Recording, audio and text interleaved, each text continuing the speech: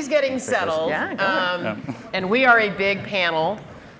This is going to be the very best panel. We're going to be the greatest panel you've ever heard. And I mean that because I'm actually so excited about getting to engage this group of really dynamic, experienced leaders in helping me solve some of the problems I'm already facing running health and human services in California, but also trying to integrate what's going on within the existing system more broadly across other systems in California. And by that I mean there are health and human services, there is also a huge education system, there's a housing system, there's a transportation system, there is data and technology. One of the things you have to do when you move into a new administration is figure out how do these things all fit together? What is the horizontal systems integration work you can do when you're in one of these very fortunate positions? So what this panel doesn't know right now is they're about to get engaged with me in trying to solve some of these really sticky old problems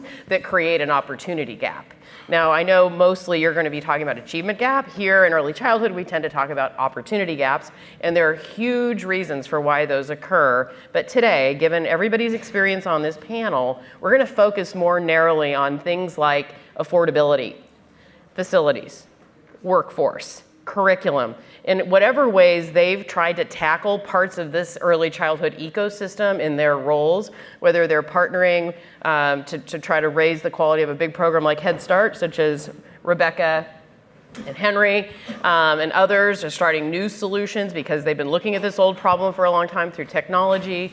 And then really interesting stuff is going on with some of the partnerships that are occurring at the primary school and Wonder School to look at, if I were to build a system without some of the baggage that comes with the old system, what would I learn? What is or isn't working when I try to do this on my own? So what we're going to do is try to build a conversation around my problems and my opportunities, but I'm using everyone here really in their expert role as advisor and through the lens of the work that they're doing in their current position, running the organization or company that they're currently running. With that, each of them are going to give you a really, really brief description of their experience, and then we're going to dive right into solving some of these big problems. All right, so take it away. Yeah, I'm Tammy Kwan. I'm the co-founder and CEO of Cognitive Toy Box, and the challenge that we are tackling is assessment. What we've developed is a new model for early childhood assessment. It's research-backed and it enables teachers to do whole child development through touchscreen games. The predominant way of doing early childhood assessment today is through an observation-based approach. So teachers are spending 4 to 6 hours per week observing children, taking notes on their development, and then after class, transcribing those notes into a record-keeping system. This process is not only incredibly burdensome for teachers, but the data collected is not trusted and not actionable. What our approach enables teachers to do is to save 2 to 3 hours per week while also getting more objective data that they can use in real time in order to guide individual student support. We serve children ages 0 to 5 in publicly funded programs, so Head Start programs, early Head Start, as well as state-funded pre-K programs, and our mission is to help every child start school ready to succeed. Meredith? I'm Meredith Liu. I'm the co-founder of the primary school, which is an effort to create and reinvent a comprehensive system of care to serve our highest need children. And so we are a small laboratory of what that system could look like without the constraints of a public system, but with an eye towards what replicability could look like. So the 3 things that we do that are really different from a traditional school are, 1, we start much earlier. We admit our children as close to birth as possible, knowing that that's the key time window.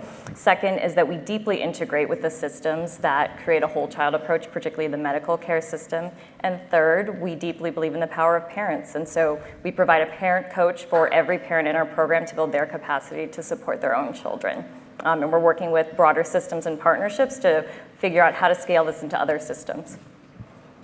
Hi, Hi, I'm Rebecca Berlin, and I'm a Senior Vice President at the Ounce of Prevention. The Ounce of Prevention is a large not-for-profit focused in Chicago, and we do a number of things. One, we directly serve children in the city of Chicago through our Head Start and have been doing so for 35 years. We have research partnerships as well as develop programs and innovations. The other thing we do that is unique to the field is that we work at a local level, we work at a state level, and we work at a national level. So we're really one of the only organizations who has this comprehensive view, right? We learn what is happening in the classrooms and then think about what are the policies locally, state, federally that we need to try to impact, and then what is the research that could be done by us or our partners to push those policies forward. Great, thanks.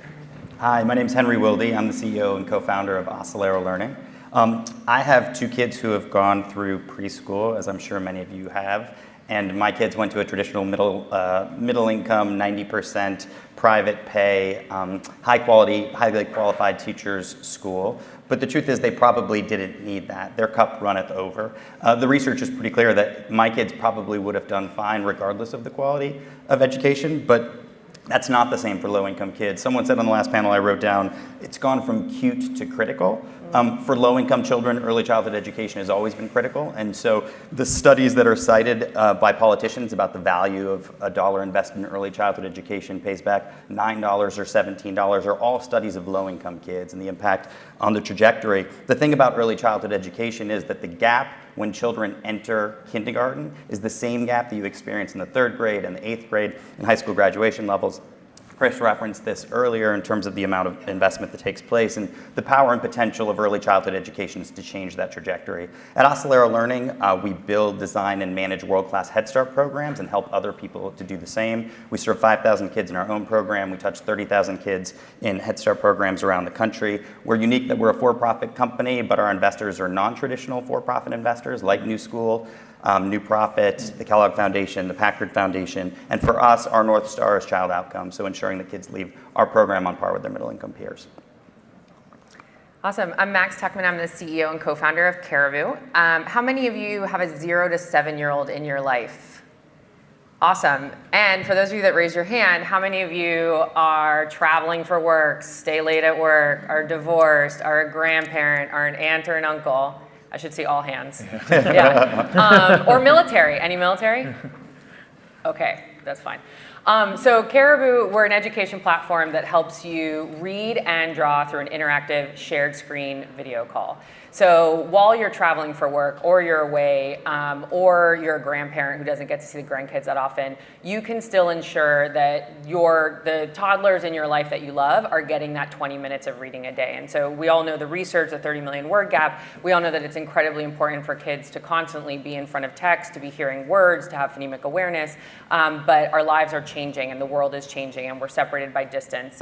And we're all trying to stay connected by smartphones and tablets, but it's not a really good experience. So Caribou brings all that together. We have hundreds of books in 7 different languages. We even have customers in 164 countries using Caribou. So people are recognizing that we don't have to give up the care and attention to our early needs of our kids just because our lives are crazy and hectic. Hello, everyone. My name is Chris Bennett, and I'm the CEO and one of the founders of Wonder School. Wonder School is a very personal company for me. My family's from Honduras, and I grew up in Miami, Florida. Woo. All right. And grew up with tons of cousins. We had potluck dinners. We had spent a lot of holidays together. And by the time I was in 3rd grade, I started to notice that I was on a different trajectory than them. And by the time I was in high school, it was completely different. And I had all these options that my cousins didn't. And looking back, one of the big differentiators was preschool. I went to an incredible lab school in Miami called the Preschool Lab that set me on a completely different trajectory and allowed me to be here to share my story. Another experience I had is my sister went to an in-home preschool run by a woman named Yoli, a Cuban woman in our community. And Yoli started a preschool out of her home, and that school is still going today. She moved into a strip mall, runs like a 120 child program, and has been able to fund her life and help a ton of kids in our community.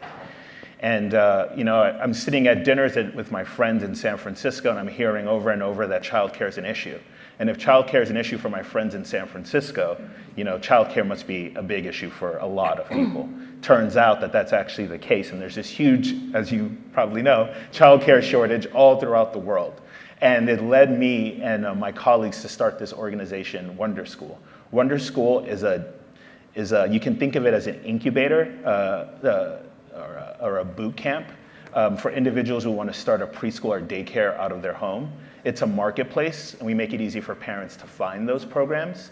And it's a SaaS solution, so these individuals can operate high-quality programs out of their homes. Thank you.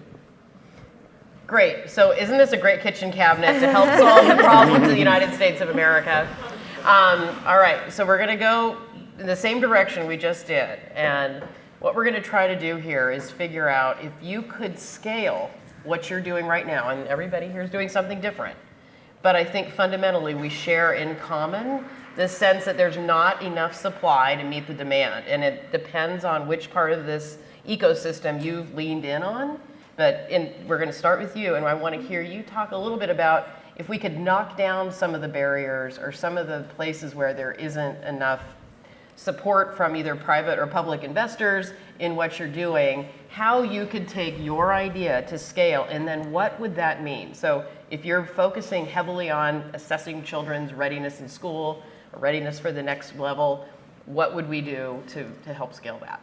Yeah, absolutely. So observation-based assessment, bottom line, does not cut it. If we were to scale a direct assessment platform, which is used on a weekly basis at the state level or at the federal level, we could start to understand things like what things are most predictive of kindergarten readiness, third grade reading, high school graduation, and then use those insights to better guide resources so that they're used in order to best optimize the outcomes for children.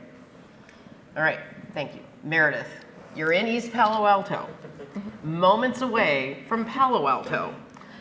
Two very, very different parts of the Bay Area. You've been given this opportunity to test certain assumptions about learning, teaching, facilities, investment, master teachers.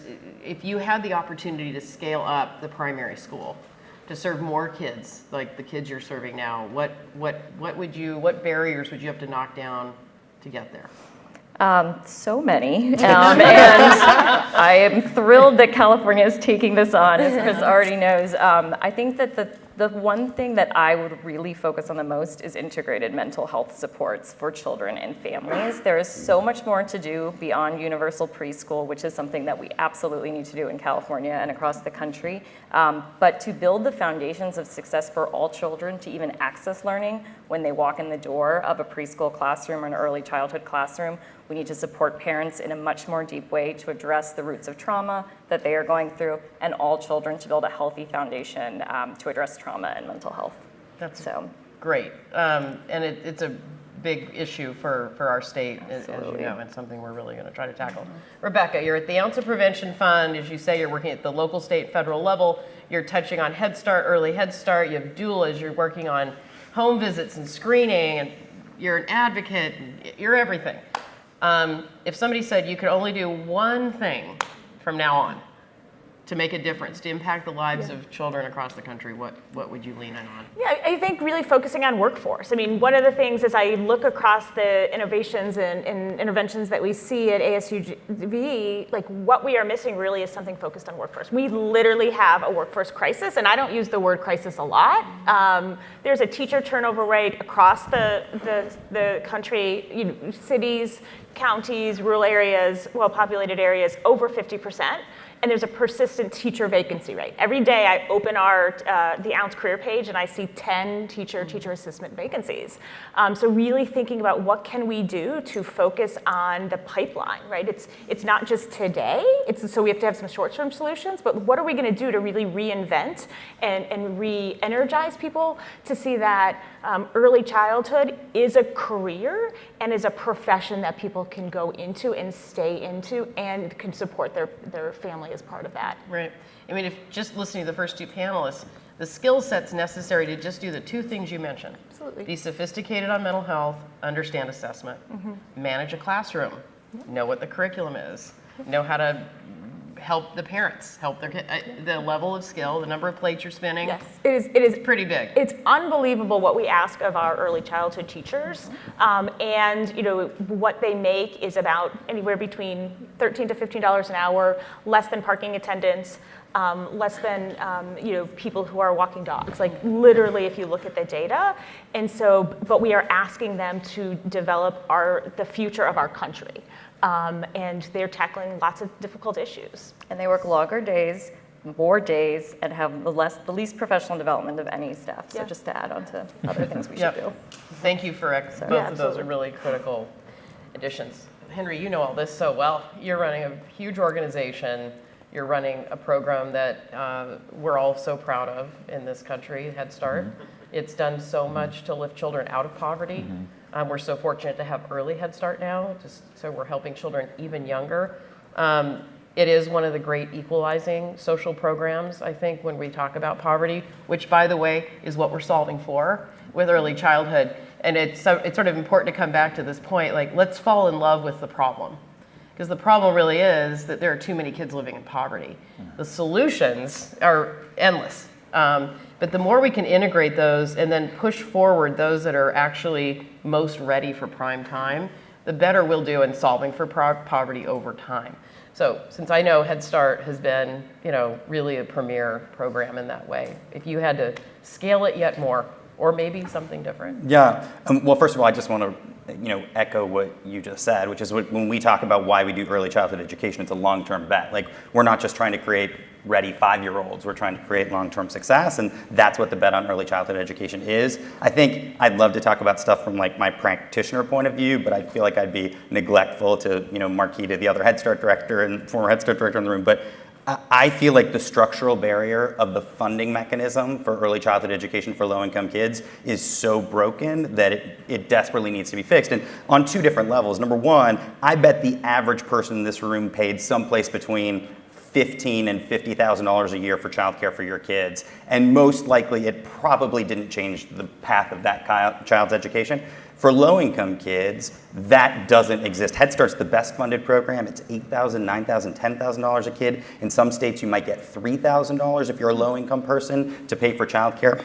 So if you think about that $15 or $50 that you might be paying versus the low-income child who it could be game-changing for, and you're spending 1/5 or 1/10 as much money, it's a broken system. Moreover, early childhood is sort of believed to be a market, but it's not a functioning market. And so there are three major funding sources that pay for low-income kids to get early childhood education. There's pre-K funds, which come from a state or district. There's Head Start funds, and then there's child care subsidy funds. They all have different rules. They all operate at federal, state, and local levels. None of them talk to each other. And so it's left to providers like us to try to figure out that hodgepodge, but we're pretty sophisticated, so most folks are kind of dead in the water. And as a result, it hurts quality, and it hurts to make the case about the importance of the field in general.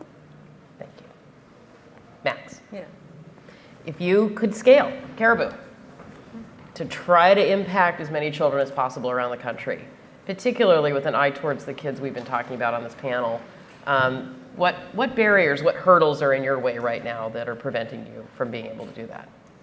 I think the biggest barrier is just the fact that it's still not necessarily like a habit to use the phone for reading. And it's a tricky one because we are starting to have this conversation about quality screen time versus just regular screen time. And I think the thing that Caribou is trying to solve is this idea of quality screen time, building relationships together, the idea of not necessarily creating screen zombies where kids are just reading. Like, kids need to read, but reading on your own on a screen is like not what we're trying to provide. We're trying to build a healthy relationship with a grandparent or an aunt or uncle or a parent who's traveling, but also making sure that that child is getting read to.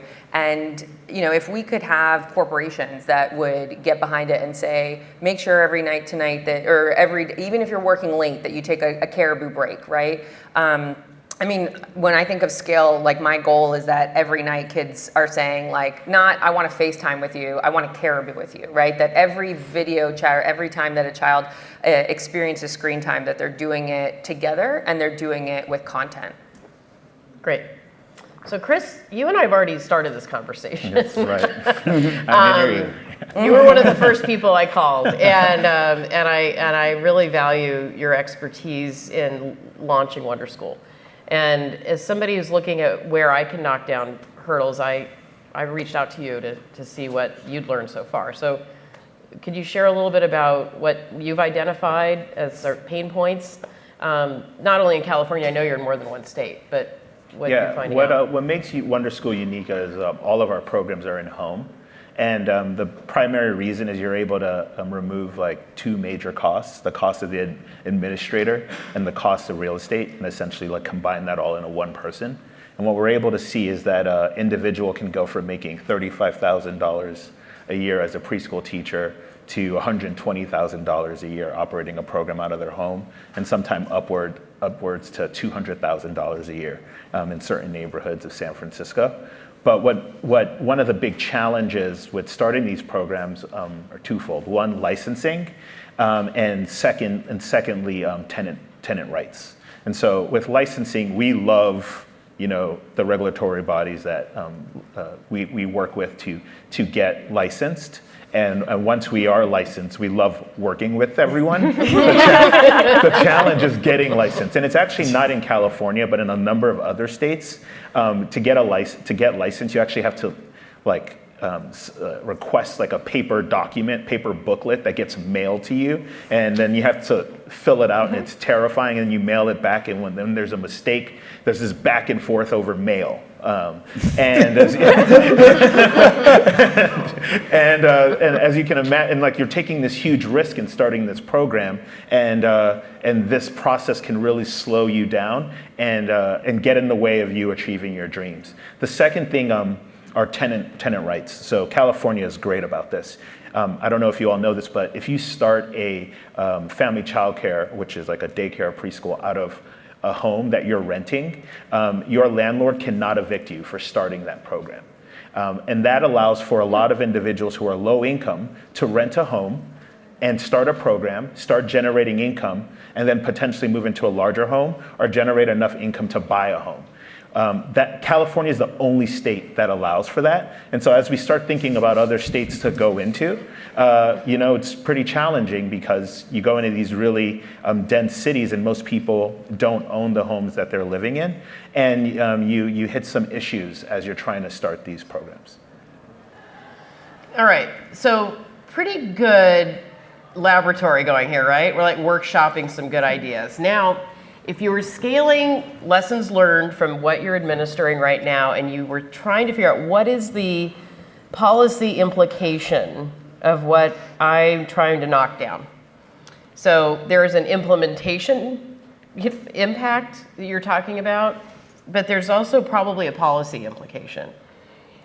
You're in a situation where governor of a state or the White House reaches out and says, we need to make some changes around childcare, around assessment, around workforce, around bonding and attachment.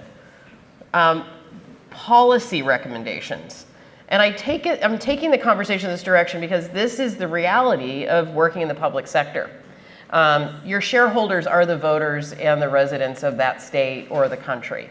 They are going to keep you there or not keep you there if you aren't trying to figure out how to solve some of the hardest problems they face every day in their lives. So you've now got it. You're experienced, you understand what's going on. You have some control over a policy solution. Now what? How do you what would you propose? Starting with you, Meredith. What would you propose that would create some of these like horizontal connections and systems improvements to allow for there to be 100 primary schools, or for public-private partnerships to be more a part of how we solve our problems going forward? Yeah, I think that we need to see more integration across these systems, and we are we are catalyzing a lot of our work with philanthropy, but at the end of the day, it's a drop in the bucket compared to what's possible with public funding. If you look at Medicaid alone and what is possible with that, even the existing education funds, if we were able to pool them and actually think about the needs of a child instead of the needs of a bunch of adults in a bunch of different systems who have their own accountability or their own way of funding. And as Henry mentioned, just within early childhood, there's several. Then you add health, mental health, family services. And so I think that one, an integrated data system that allows us to share and understand the needs of every child, which I think is absolutely could be done by policy solutions. And then two, an integrated funding system so that we can actually pool funding around the needs of a child and a family at the right points in time through the right system. All right, so I'm going to go out of order, and since you brought up funding and how broken it is, and by the way, for those of you who aren't aware how flipped the funding is in K-12 versus birth to 5, there might only be 10% sort of federal funds in the K-12 system, whereas they make up almost 80% of dollars in the early childhood education system. So what happens in elections, what happens with Congress has a massive impact on the subsidized early childhood funding world. Yeah. So policy solution to the broken funding system. I mean, there's obviously you need more money in the system to make it. If you're going to have a market, if you're going to have anything market-like, yes. So the pie is now bigger. Yeah, well, exactly. Otherwise, okay, so then, it's not going to be, there's going to be no one competing to serve low-income kids, and it's better when people are competing to serve low-income kids. I think that at the same time, I would say I believe in the role of government deeply because it's the only thing that's going to address this. And at the same time, I have the same problem Chris does, which is that we operate in 4 different states. We deal with 25 different government entities, and that's only in the early childhood space. That's not building zoning or plumbing or fire. We deal with them too. 25 is just the combination of subsidy and licensing and school districts, all of those things. There's got to be a way that you can earn out with quality, some flexibility. And I don't believe in block granting because I think it's dangerous. It gives people an excuse to stop putting money into important things like early childhood. But there's got to be some way that government entities can figure out how you can earn out with quality, more flexibility, because we spend a ton of time not thinking about the things that we think matter most because we're so focused on regulations, despite the fact that we're, the poster child for many of these government entities at the right moment. One more thing I would just say is that I think that in your role, since we're talking to you, I think that there's a massive gap in researchers and practitioners, and it always feels very one-sided to me, and that we love working with researchers, we work with them all the time, but it's always their research thing and trying to make sure it works for us, as opposed to having a mutual relationship where the researchers actually want to work with practitioners to improve practice and prove that, again, Marquita said this, but prove that it gets better outcomes for kids, which is the only thing we care about. In Wisconsin, where I'm from, we have something called the Wisconsin Idea. The expectation is that state universities are actually helping to develop practices that help government. So I would strongly encourage figuring out how with the higher education system you can actually make investments that help people like the primary school actually see what works so then it can be scaled. I don't know if this is true in all the 25 states you work in. I know in California you can, through a process of competition, end up on something that's like a master contractors list.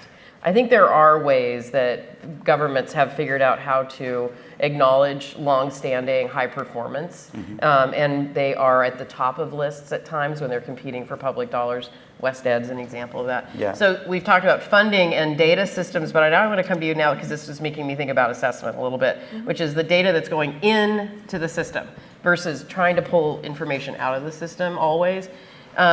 Most of us here are fascinated by what children know or don't know, and then what do we do about it?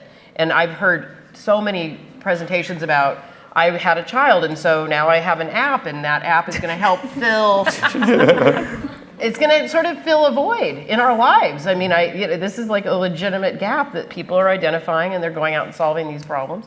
But if you're really looking at all children and what they do or don't know and what they need to know, what policy change might we make around assessment that would be fair and protect privacy but still tell us more about kids Yeah, today? absolutely. Here in California, there's a mandated early childhood assessment tool, the DRDP, which is observation-based, and it's research-backed, and it's an amazing tool, but is really onerous for teachers. And because it is an observation-based tool, there are all these things around data, reliability, and validity. And so to the extent that policymakers were open to innovating on the DRDP and working with new innovative solutions like ours in order to develop a better hybrid solution around the right mix of direct and observation-based assessment that could not only save teachers time but improve child outcomes is where I'd like to see it go. Fabulous. Thank you for that. All right, Max. So you were a good sport when I made the app comment, but in all reality, what I know you're trying to do is create high-quality experiences for children, primarily with caregivers, their parents, who are their first teacher, and are living in a really complicated, hectic world. And so you're trying to figure out a solution that allows the child to get as much educational time as they possibly can, whether it's a child care center or home. If you could scale and there were a policy to allow for more attachment, more bonding through reading or maybe other interactions, what would that be? Well, I want to kind of go back to what you were talking about with the funding and the public. Like, that's why I'm actually not in that space, right? Like, I think, and we talked about this in the pre-call, is like, there's also space for us in the consumer side to also do good in early childhood. And I feel like it's starting. I've seen even panels here at ASU GSV about this idea of how do we again arm parents and caregivers and grandparents with the technology that can make them the better first teacher of that child. And I felt like, I come from the nonprofit world and from the government world, and I felt like I left because I felt like there were a lot of adults fighting with adults about what was best for adults. And I was like, no, I'm gonna go straight to the child, I'm gonna go straight to the caregivers, and if they love what I'm doing and they believe in what I'm doing, they're gonna pay me. And if they don't, then I didn't do it right. But I'm not gonna go through a bureaucratic process, I'm not gonna go through nepotistic practices, I'm not gonna go through one-year contracts, I'm not gonna go through all of the barriers and the impediments that we put in front of people who are trying to do great things for kids, and it never reaches those kids. And that's the thing that really frustrates me. And I think if we could get rid of those things, everyone could scale and we could meet the needs of children where they are. Yep. And that's, as somebody who's spent most of their career in the public sector, I'm glad for what goes on outside of the public sector because there is a nimble, opportunistic, highly responsive, rapid iteration that you can do, we can't do. I mean, we're driving the bus, literally, and you're on a jump bike, We're like on a Lime scooter. We're like scooter. You're on one of those unicycle motorized things, and we are not. And so I think what, I didn't do in advance of this panel, but I think probably somebody could, is how many of these incredible innovations have popped up over 50 years that now we take for granted as being a part of our existing system, but at some point they were not. So I think it's really exciting to know you're out there and you have the same goal we do, but you're just using a different path. And we need each other for this. And because I'm so focused on scale and population level support of families and children, young children in particular, I'm thinking a lot about the ants right now because you're so multifaceted and you're delivering services in so many different ways in homes through doulas and home visitors, but also really highly skilled teachers and educators that are some of the highest quality early learning environments in the world. And what I wonder when you look at all of that and you think, if I could just make one policy change to get something we've learned over these past 20 or 30 years, what would that be? I mean, even bigger than policy change, to kind of almost how you started, it's the silo, right? When I think about the ounce, at its core is about improving the lives of kids and families in poverty, birth, or even prenatal through 5 years old, right? If you think about the different systems, as you talked about, that to impact those families and those kids, there's multiple. And so when we think about doing work, okay, if I'm gonna work on the doula program or the home visiting program, I have to go to this division of HHS, right? If I'm gonna work on the child care program, I'm gonna go to this part of either the governor's office of early childhood or the education program. And so really, some of the work that actually Jenna Conway did in Louisiana to begin to break down those silos, right? And so how do we begin to think about it not as a pre-K system, not as a home visiting system, not as a workforce system, but as a one integrated early childhood system, right? And then to begin to bring those people together at a table in conference rooms so that they understand it, and then to begin to say, okay, what are the conflicting policies? What are the multiple regulations? What are the rules that are different and impeding us, the three of us working together, if we're trying to do mental health, if we're trying to do assessment, we're trying to do workforce development. Yep. So you bring up, and we're going to end with Chris, but I think you bring up an important point about the public system, which is there are at least 3 branches that we can use, to levers we can pull. And there are cases where an administrative branch or executive branch can make changes to how it's structured. Yeah. And that could address, in a more downstream way, how funding flows, how data is captured, how we're reviewing it, how we're deciding what future priorities are. So I think what's exciting about, different people coming into leadership positions is they can reorganize their branch of government in a way that might reflect some of what you've been learning in your work. So Chris, policy implications for scaling family child care, but early education that I know is going on in those homes with those providers, that would, take us all to a different place than we're in right now. Yeah, I just keep thinking about data systems again, and the idea of computers being able to talk to computers instead of us having to write out a ton of things and going through the systems that exist today to empower our directors. And a perfect example of this that comes to mind is that in some of our areas where we have families that are low income and that are using subsidies, we'll typically find that the directors are more willing to take a family that pays with a credit card or with their bank account or via ACH.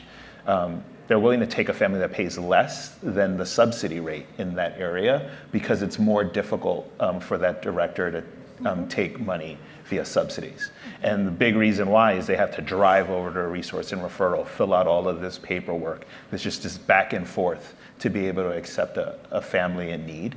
And yeah, the big, I think that the biggest change that could occur is that, with licensing, with subsidies, and also there's all these great partners who, want to support our directors in providing quality care, just building systems for our computers to talk to their computers so that we can match better.